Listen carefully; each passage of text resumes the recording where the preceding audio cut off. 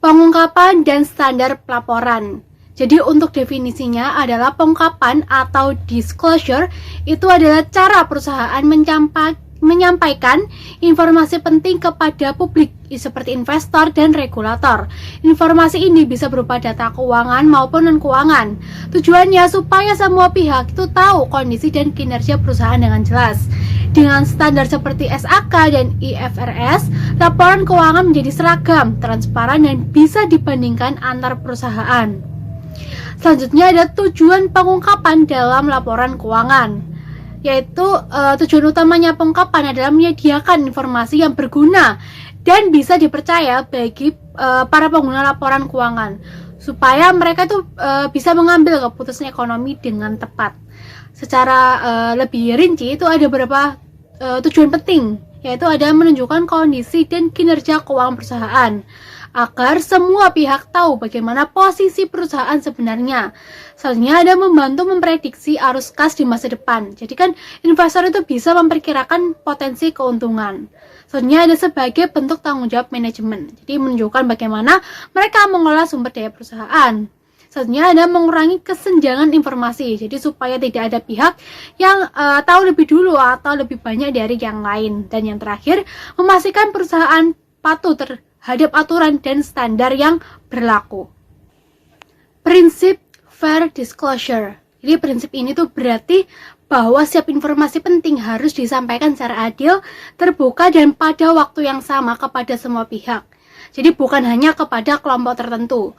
Penerapan prinsip ini punya beberapa implikasi penting. Seperti yang pertama, ada larangan pengungkapan selektif. Jadi perusahaan itu tidak boleh memberi informasi hanya ke pihak tertentu. Kedua, ada informasi harus disebarkan secara luas dan terbuka melalui saluran resmi. Yang ketiga, ada perusahaan harus lebih disiplin dan hati-hati dalam berkomunikasi agar tidak ada informasi penting yang bocor sebelum waktunya. Nah, dengan menerapkan prinsip ini, perusahaan itu dapat menjaga keadilan, kepercayaan, dan transparansi di pasar modal. Selanjutnya ada regulasi pengungkapan tambahan, yaitu MD dan A. Jadi Management Discussion and Analysis atau MD&A adalah bagian laporan tahunan yang berisi penjelasan manajemen tentang kinerja, resiko, dan prospek perusahaan. Nah, bagian ini tuh mencangkup seperti hasil operasi. Jadi itu maksudnya yaitu bagaimana kinerja perusahaan selama periode tertentu. Selanjutnya ada likuiditas dan sumber daya modal. Nah, itu menjelaskan kemampuan perusahaan memenuhi kewajibannya. Selanjutnya ada tren resiko dan ketidakpastian yang bisa memengaruhi kondisi keuangan di masa depan. Selanjutnya ada kebijakan akuntansi kritis, yaitu kebijakan penting yang digunakan dalam penyusunan laporan keuangan. Nah, untuk di Indonesia sendiri, bagian MD&A ini tuh diwajibkan oleh OJK dengan tujuan untuk meningkatkan transparansi dan kepercayaan publik terhadap perusahaan. Ini ada posisi auditor eksternal dalam sistem risk assurance.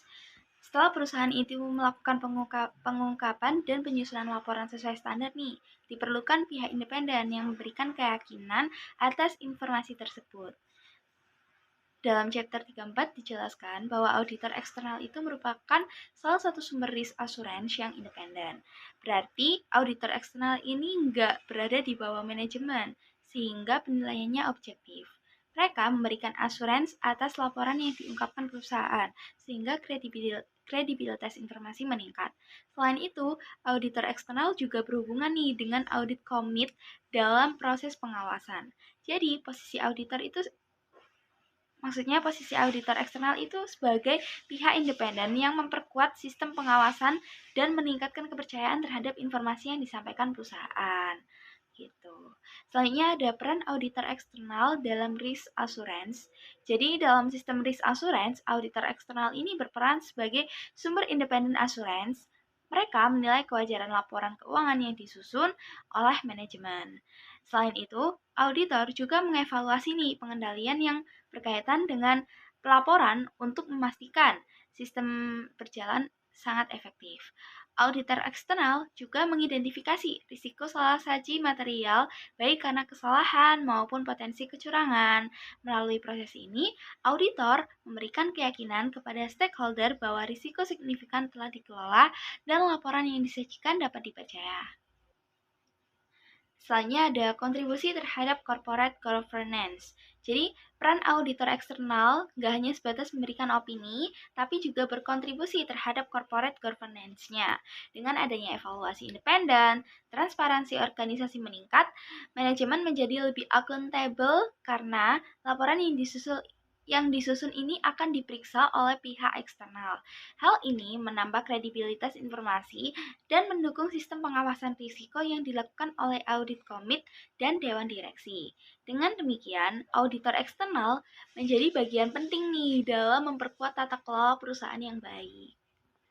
Selain memberikan asuransi, auditor eksternal itu juga berfungsi sebagai saluran komunikasi risiko loh. Hasil audit gak hanya untuk manajemen, tetapi juga disampaikan kepada pemegang saham, komit audit, dan regulator. Opini audit memberi sinyal tingkat keandalan laporan keuangan, sedangkan manajemen letter menyampaikan kelemahan pengendalian internal. Karena itu, auditor berperan penting nih dalam memastikan informasi risiko sampai kepada pihak yang membutuhkan, sehingga transparansi perusahaan meningkat. Baik, di sini ada saluran komunikasi dalam manajemen resiko. Nah, komunikasi itu merupakan elemen penting dalam kerangka manajemen resiko perusahaan. Nah, manajemen resiko ini bukan hanya tentang mengidentifikasi dan menilai resiko, tetapi juga memastikan bahwa informasi resiko tersebut dikomunikasikan secara efektif kepada pihak yang membutuhkan untuk mendukung pengambilan keputusan. Nah, peran komunikasi resiko meliputi 1. Menyediakan informasi resiko yang akurat dan relevan bagi manajemen dan dewan.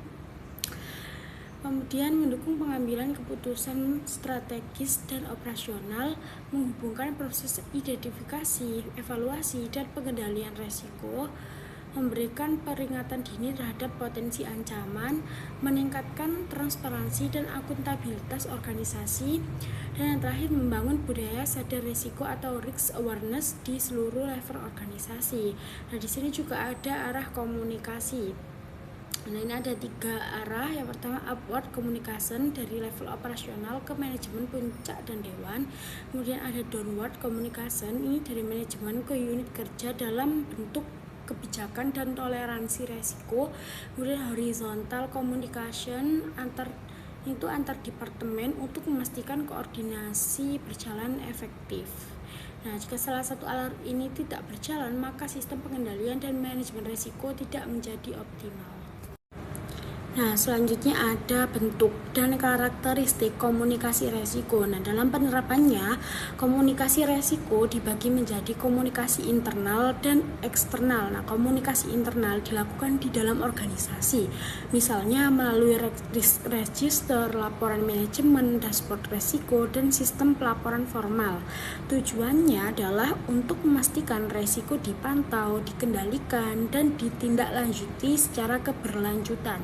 Sedangkan komunikasi eksternal ditujukan kepada pihak luar organisasi seperti regulator, investor, pemegang saham, dan publik. Bentuknya dapat berupa laporan tahunan, laporan resiko, serta pengungkapan resiko dalam laporan keuangan. Komunikasi eksternal ini berkaitan dengan transparansi dan reputasi perusahaan.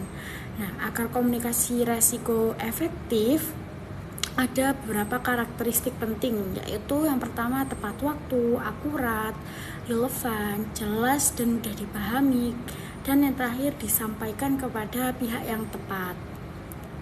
Oke, jadi selanjutnya ada peran pengendalian internal. Nah, menurut Koso, jadi pengendalian internal itu kan suatu proses yang dirancang untuk memberikan reasonable assurance dalam sebuah pencapaian tujuan organisasi. Nah, jadi perannya dia itu yang pertama memberikan keyakinan yang memadai atas tercapainya tujuan organisasi.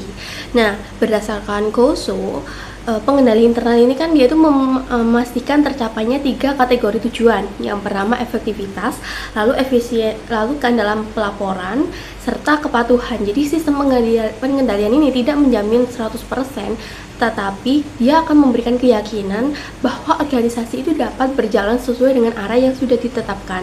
Yang kedua itu menjaga keandalan laporan keuangan.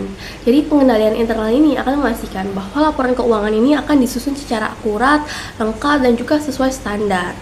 Nah, akan ada sebuah prosedur seperti verifikasi, rekonsiliasi, review manajemen yang nantinya itu akan dapat meminimalkan manipulasi maupun risiko. Yang ketiga, melindungi aset dari penyalahgunaan dan fraud. Jadi melalui mekanisme seperti segregation of data, selalu otorisasi transaksi serta pengamanan aset.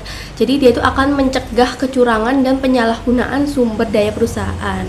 Lalu yang keempat itu menjamin kepatuhan terhadap hukum dan regulasi. Jadi sistem pengendalian ini nantinya itu akan membantu organisasi untuk memastikan bahwa seluruh aktivitas itu sesuai dengan peraturan perundang-undangan yang berlaku, lalu sesuai dengan kebijakan internal dan juga standar yang berlaku. Nah, sehingga perusahaan ini nantinya dapat menghindari sanksi hukum dan juga resiko reputasi.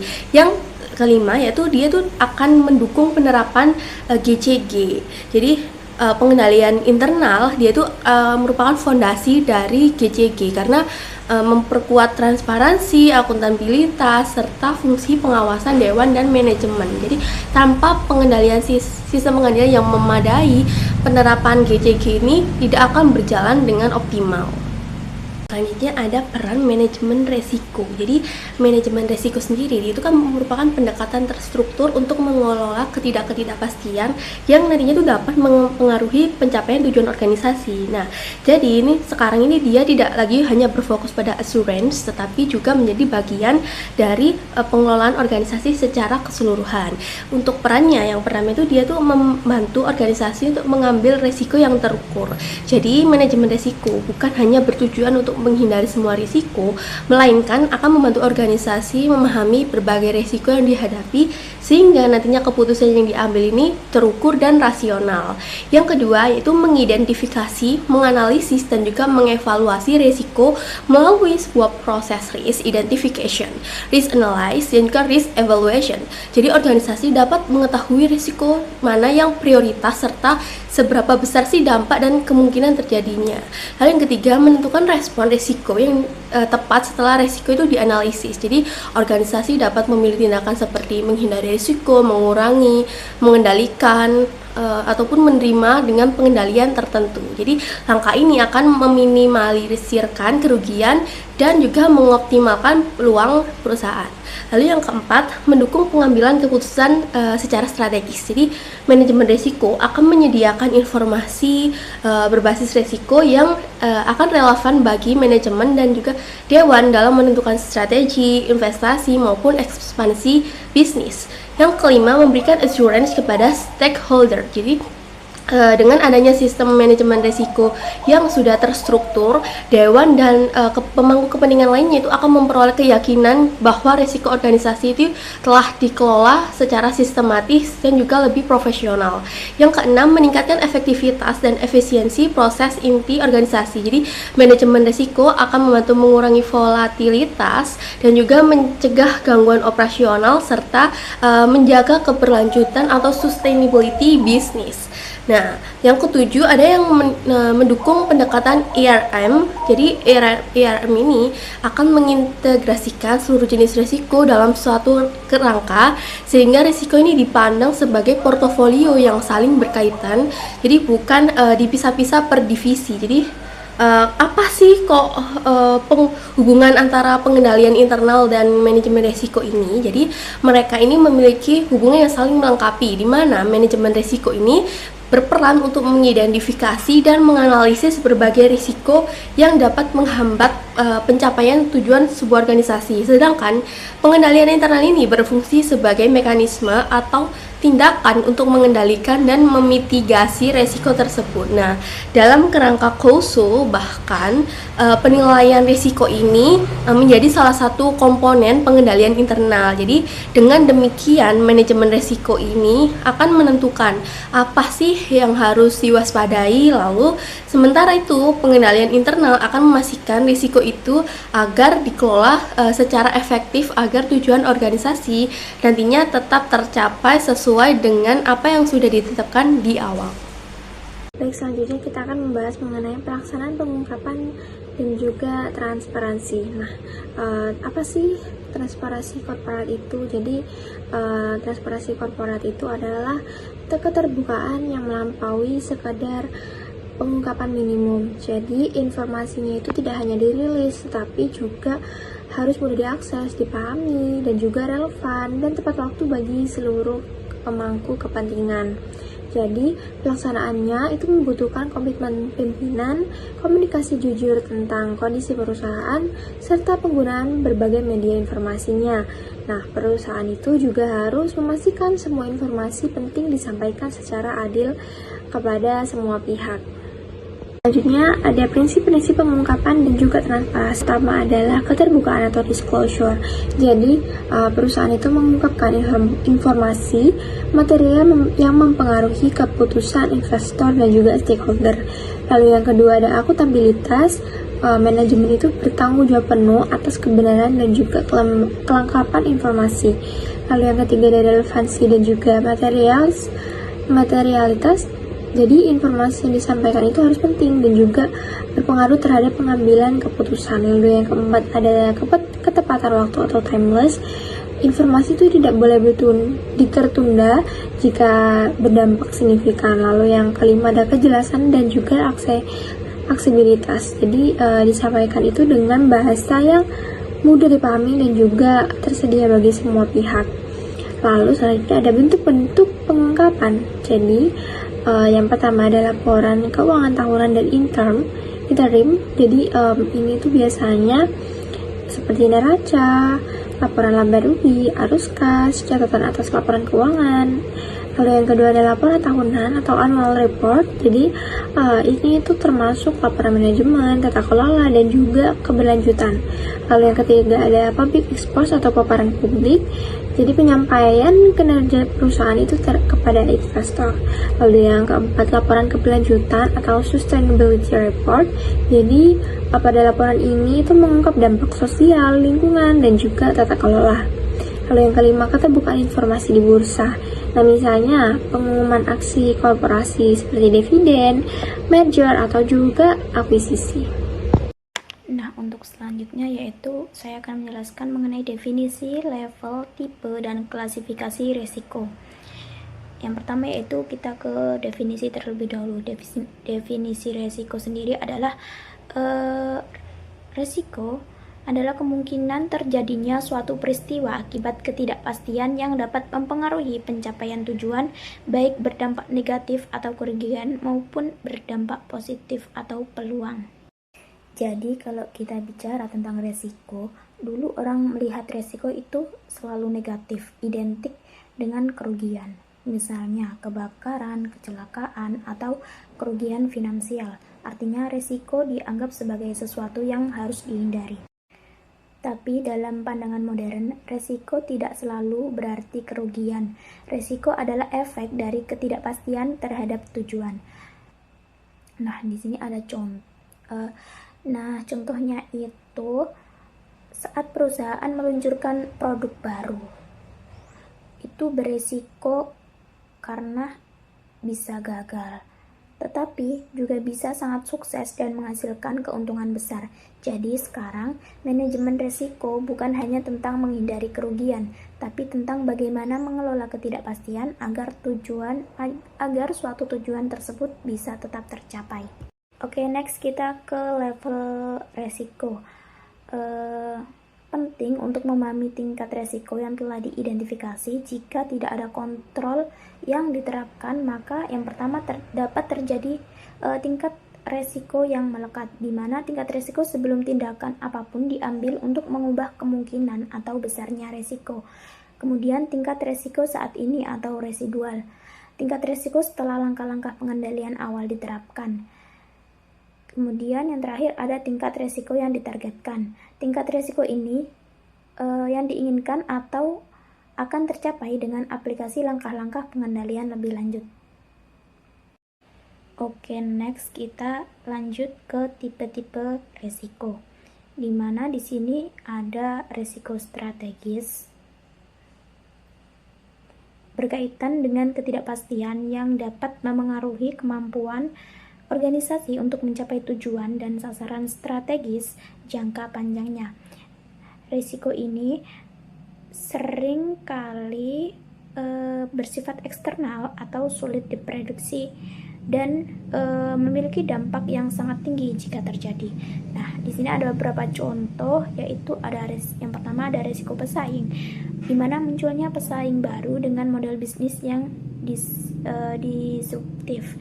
Kemudian ada risiko reputasi, di mana kerusakan pada citra merek akibat kualitas produk yang buruk atau skandal etis.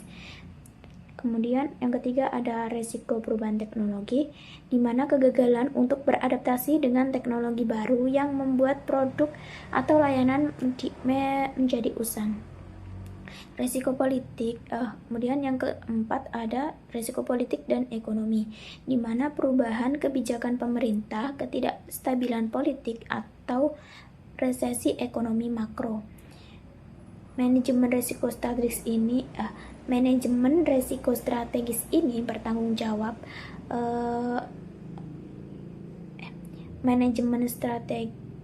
Manajemen risiko strategis adalah tanggung jawab utama dari Dewan Direksi dan Manajemen Senior. Kemudian yang kedua ada risiko operasional, di mana risiko ini memiliki kerugian yang timbul dari kegagalan atau ketidakcukupan proses internal, manusia, dan sistem atau dari peristiwa eksternal. Risiko ini adalah tentang bagaimana perusahaan menjalankan bisnisnya sehari-hari. Terdapat contoh yaitu risiko proses, di mana kegagalan dalam alur kerja produksi atau penyediaan layanan. Yang kedua yaitu risiko manusia, di mana kesalahan karyawan atau human error, penipuan eksternal atau internal fraud, internal fraud, atau ketidakmampuan untuk menarik dan mempertahankan talenta kunci. Yang ketiga ada resiko sistem, di mana kegagalan sistem TI, pelanggaran keamanan siber, atau kehilangan data.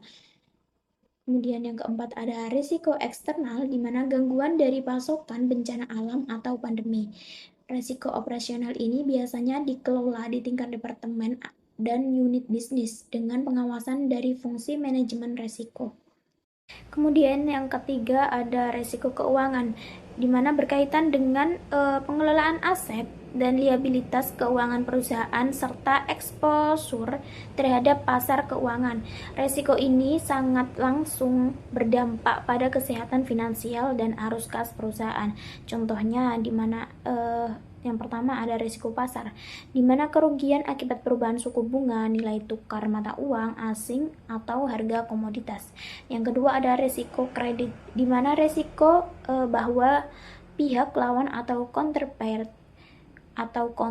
counterparty seperti pelanggan atau peminjaman akan gagal memenuhi kewajibannya. Yang ketiga ada risiko likuiditas, di mana risiko bahwa perusahaan tidak akan mampu memenuhi kewajiban jangka pendeknya karena kekurangan kas.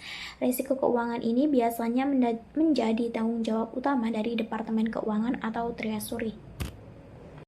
Nah, yang terakhir yaitu ada risiko kepatuhan atau compliance risk, di mana resiko yang timbul dari pelanggaran atau ketidakpatuhan terhadap hukum, peraturan, kebijakan internal, atau standar industri. Resiko ini dapat melibatkan denda, sanksi hukum, atau kerusakan reputasi. Contohnya, pelanggaran regulasi lingkungan, ketidakpatuhan terhadap undang-undang ketenagakerjaan, pelanggaran peraturan pasar modal mengenai pengungkapan informasi. Fungsi kepatuhan dan hukum biasanya bertanggung jawab untuk mengelola risiko ini. Dari keempat kategori ini tidak saling eksklusif. Sebuah peristiwa risiko dapat masuk ke dalam lebih dari satu kategori. Misalnya, pelanggaran data besar atau risiko operasional dapat menyebabkan denda atau risiko kepatuhan, kerugian finansial atau risiko keuangan, dan kerugian merek atau risiko strategis. Pendekatan ERM yang efektif harus mampu mengenali dan mengelola keterkaitan antar berbagai tipe risiko ini. Nah, yang terakhir yaitu ada klasifikasi risiko. Di sini terdapat dua klasifikasi. Yang pertama yaitu klasifikasi berdasarkan sumber, di mana klasifikasi ini juga terbagi lagi menjadi dua kategori besar. Yang pertama yaitu risiko internal, di mana risiko ini berasal dari dalam organisasi dan sebagian besar berada di dalam kendali manajemen. Mereka timbul akibat faktor-faktor seperti strategi, manusia, proses, dan teknologi perusahaan. Kemudian yang kedua ada risiko eksternal, di mana risiko ini berasal dari lingkungan di luar organisasi dan berada di luar kendali langsung perusahaan. Perusahaan tidak dapat mencegah risiko ini terjadi, sehingga fokus manajemen risiko adalah pada antisipasi, adaptasi, dan respon. Risiko eksternal ini dapat dibagi lagi menjadi risiko makro, misalnya perubahan PDB, inflasi, tren demografis, perubahan iklim, dan risiko mikro atau industri, misalnya tindakan bersaing, perubahan preferensi pelanggan, dan kekuatan pemasok. Kemudian next terakhir ada klasifikasi berdasarkan dampak. Klasifikasi ini mengelompokkan risiko berdasarkan sifat konsekuensi utamanya jika risiko tersebut terwujud. Memahami jenis dampak membantu organisasi untuk mengukur signifikansi risiko dan mengkomunikasikannya kepada pemangku kepentingan yang relevan. Ini di bawah ini ada kategori dampak. Yang pertama yaitu dampak finansial, konsekuensi yang dapat diukur secara langsung dalam bentuk uang seperti penurunan pendapatan, peningkatan biaya, denda, atau penghapusan aset. Yang kedua yaitu ada dampak reputasi, di mana kerusakan pada nama baik, citra merek, dan kepercayaan pemangku kepentingan terhadap organisasi. Yang ketiga yaitu ada dampak regulasi atau hukum, konsekuensi yang timbul dari pelanggaran hukum atau peraturan seperti tuntutan hukum, pencabutan izin usaha atau investigasi oleh pemerintah. Yang keempat ada dampak operasional, di mana gangguan terhadap kemampuan organisasi untuk menjalankan proses bisnis intinya, seperti penghentian produksi, gangguan layanan, atau gangguan rantai pasokan. Kemudian yang terakhir ada dampak keselamatan dan lingkungan, konsekuensi yang membahayakan kesehatan dan keselamatan karyawan dan masyarakat, atau yang merusak lingkungan alam. Dengan menggunakan kedua lensa klasifikasi ini secara bersamaan, organisasi dapat membangun gambaran risiko yang lebih kaya. Misalnya, serangan siber dapat diklasifikasikan sebagai risiko bersumber eksternal dari peretas dengan potensi dampak finansial atau biaya pemulihan, operasional atau sistem lumpuh, reputasi atau kehilangan kepercayaan pelanggan, dan hukum atau pelanggaran privasi data. Analisis multidimensi ini memungkinkan pengembangan strategis respon risiko yang lebih komprehensif. Oke, selanjutnya kita bakal bahas tentang dampak dari risiko. Jadi, ketika suatu risiko itu terjadi, kita itu perlu melihat dari dua hal. Apa yang terkena dampak secara langsung dari risiko tersebut, dan juga apa konsekuensinya terhadap pencapaian tujuan suatu perusahaan. Nah, yang pertama kita bakal bahas tentang apa yang terkena dampak secara langsung. Ini ada 4, bisa disingkat jadi firm. Yang pertama itu ada finance atau keuangan, jadi berupa kerugian finansial, peningkatan biaya, atau pendapatan yang menurun. Yang kedua ada infrastruktur, gangguan pada sistem, SDM, dan juga proses internal perusahaan. Yang ketiga ada reputation atau reputasi, jadi hilangnya kepercayaan publik atau pelanggan kepada perusahaan. Dan yang terakhir itu ada marketplace atau pasar, jadi perusahaan itu bisa kehilangan pangsa pasarnya dan pelanggan beralih ke pesaing. Nah, selanjutnya ada konsekuensi yang bisa kita dapatkan apabila resiko itu terjadi. Ada 4 juga, bisa disingkat menjadi STOK. Yang pertama ada strategi, yaitu gagal mencapai visi jangka panjang untuk perusahaan. Yang kedua ada taktik, proyek perubahan ini tidak selesai tepat waktu atau sesuai anggaran yang diberikan. Yang ketiga ada operation atau operasi, jadi efisiensi kegiatan ini itu terganggu dan terjadi penghentian produksi. Yang keempat, yang terakhir itu ada compliance atau kepatuhan. Jadi bisa berupa sanksi hukum, denda, atau pencabutan izin. Selanjutnya kita akan membahas mengenai lingkup manajemen risiko. Untuk lingkup manajemen risiko ini mencakup dari proses sistematis yang ada di ISO 31000 yang terdiri dari prinsip, kemudian kerangka kerja, dan juga proses inti. Untuk proses intinya terdapat identifikasi risiko, misalnya risiko strategis, kemudian operasional, dan juga finansial. Lalu ada juga analisis probabilitas serta dampaknya, kemudian evaluasi prioritas, lalu pengembangan strategi mitigasi seperti hindari, kurangi, transfer, atau terima. Dan yang terakhir adalah pemantauan berkelanjutan. Dalam hal ini, lingkup manajemen risiko berfokus pada risiko keuangan seperti likuiditas, kredit, pasar, dan juga regulasi, dengan peran akuntan manajemen dalam pengukuran, kemudian melakukan pelaporan, dan juga pengendalian untuk mendukung tata kelola perusahaan menjadi tata kelola yang baik. Selanjutnya adalah prinsip manajemen risiko, di mana prinsip utama dari manajemen risiko adalah memberikan nilai bagi organisasi dengan menerapkan praktik yang dirancang untuk mencapai hasil terbaik, serta mengurangi volatilitas atau ketidakpastian. Nah, hal ini dicapai melalui penerapan tujuan dan prinsip yang lebih luas. ISO 31000 mencangkup daftar rinci prinsip manajemen risiko yang disarankan. Nah, untuk prinsip manajemen risiko sendiri ada 5, yaitu yang pertama proportionate atau proporsional, di mana kegiatan manajemen risiko harus sebanding dengan tingkat risiko yang dihadapi oleh organisasi. Yang kedua ada aligned atau selaras, yaitu kegiatan manajemen risiko perlu selaras dengan kegiatan-kegiatan lain di dalam organisasi.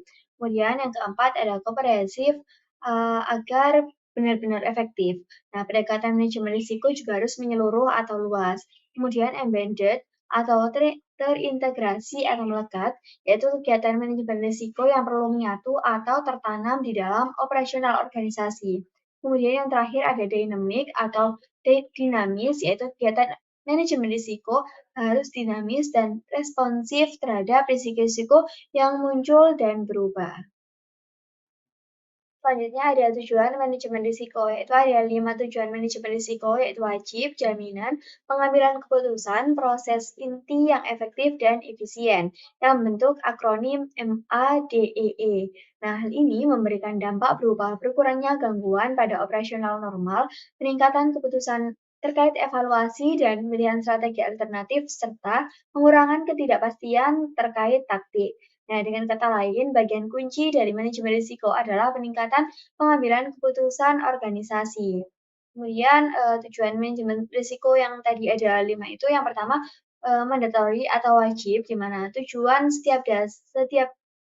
dasar setiap inisiatif manajemen risiko adalah memastikan kesesuaian dengan aturan, regulasi, dan kewajiban wajib yang berlaku. Kemudian yang kedua ada assurance atau jaminan, di mana Dewan dan Komite Audit Organisasi akan melakukan jaminan bahwa manajemen risiko dan aktivitas pengendalian internal mematuhi prinsip PAJED. Kemudian yang ketiga ada decision making atau pengambilan keputusan, di mana aktivitas manajemen risiko harus memastikan bahwa informasi berbasis risiko yang tepat tersedia untuk mendukung pengambilan keputusan. Kemudian yang keempat dan kelima adalah efektif dan efisien core process, di mana proses inti yang efektif dan efisien, yaitu pertimbangan manajemen risiko akan membantu mencapai strategi, taktik, operasional, dan kepatuhan yang efektif, efisien untuk memastikan hasil terbaik dengan berkurangnya volatilitas.